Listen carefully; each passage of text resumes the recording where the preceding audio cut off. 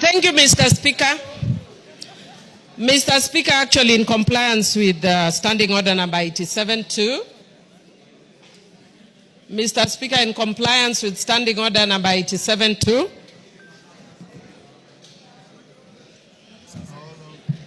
somebody was calling me. Yes, I just wanted to indicate that in compliance with Standing Order number 87-2, I am actually not going to raise any issues regarding... May I have my standing orders? Go on now. Thank you.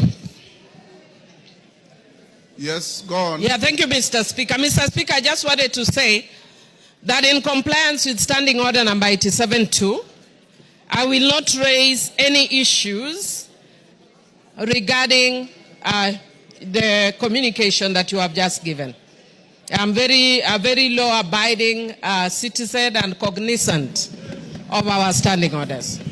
And further, Mr. Speaker, I also just wish to indicate that as Azimio, and much more so, those of us who are very keen on ensuring that Baba clinches the AU position, we want to be sure that we follow the rule of law and that we support a broad government which is not based.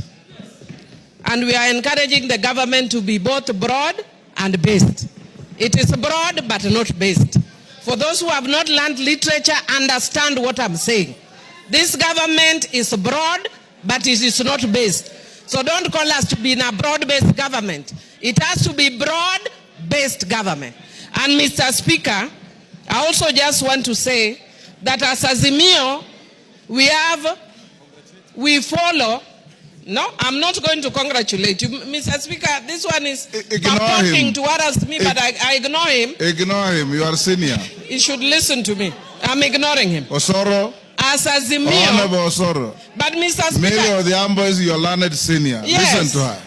But Mr. Speaker, don't even worry, I can handle him. I'm capable in all manner to handle him.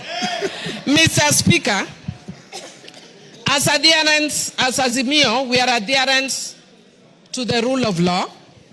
And Mr. Speaker, as those who adhere to the rule of law, I want to indicate just that the way you say as lawyers, yeah, that we speak as lawyers. Yes. I want to indicate that as Azimio, we very respectfully disagree. I will not go to the substance.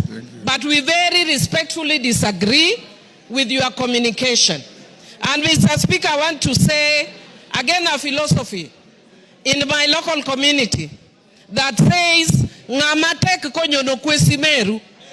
When a strong man steps on your mother's pipe, you tell your mother to remove her pipe. That philosophy acted when my mother, in the generation of my mother. In my generation, if Angamatek Onyonokwesimeru, you point at the eyes. You point at the eyes of Ngamatek, respectfully. So, Mr. Speaker, I want to say that today, you are Ngamatek. Ngamatek is the strong man. You are stepping on my mother's toe. But I will respectfully tell you, Mr. Speaker, that I don't agree with you as a strong man, that you are stepping on my mother's toe. And as Azimio, we are going to take further action until you stop stepping on my mother's pipe. And I respectfully, Mr. Speaker, note your communication. Thank you, Honorable Millie Odhiambo. Order. I'm not opening any debate. Honorable Millie Odhiambo, that is how the law works. It is not necessarily popular.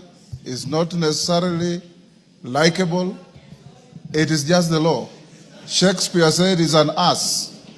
It is the law. So when you obey the law, sometimes you may step on somebody. Sometimes you may not. But the law remains the law. And in the law we trust. In our constitution we trust. Finally, I want to join all of you in wishing our patriarch, our leader, Raila Amolo Odinga, success in the election as the chair of the African Union Commission, where the first vote to be cast will be that of President William Samoei Ruto of Kenya. I have also, Honorable Millie Odhiambo, directed the majority leader and his counterpart after this ruling that in constituting committees, they should go beyond broad and base. Order. I will not open any debate. Next order.